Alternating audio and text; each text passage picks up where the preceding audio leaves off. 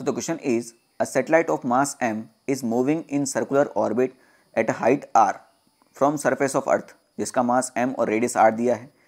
If the angular momentum of the satellite is m root ngmr, then find the value of n. तो क्या बोला है बेटा कि ये अर्थ है, ठीक है, जिसका मास कैपिटल m है और इसका रेडियस भी कितना है, कैपिटल r है.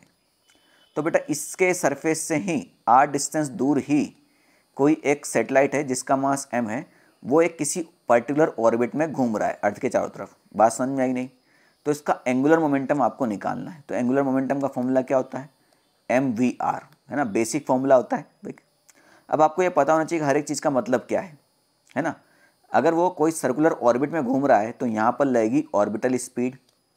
r क्या होता है बेटा, अर्थ के सेंटर से इस सैटेलाइट के बीच की डिस्टेंस, तो वो कितनी होगी क्वेश्चन में, 2r हो गई, है ना, r मत लेना.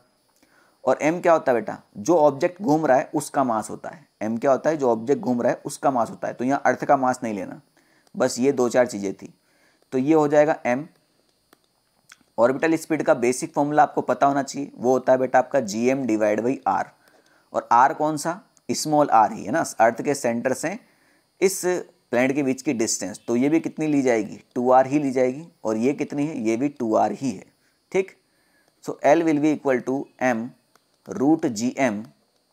अब ध्यान से देखो बेटा, ये रूट 2r है और ये पूरा 2r है, तो मैं इसको root 2r into root 2r लिख दूँ ना.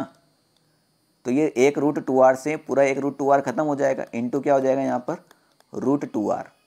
दोनों नंबर रूट के अंदर हैं तो इसको हम डायरेक्टली मल्टीप्लाई कर सकते हैं और रूट लगा देंगे.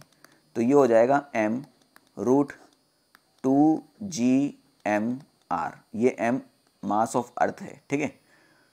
और आपको जो क्वेश्चन में दिया है एंगुलर मोमेंटम, वो कितना दिया है, m रूट ngmr.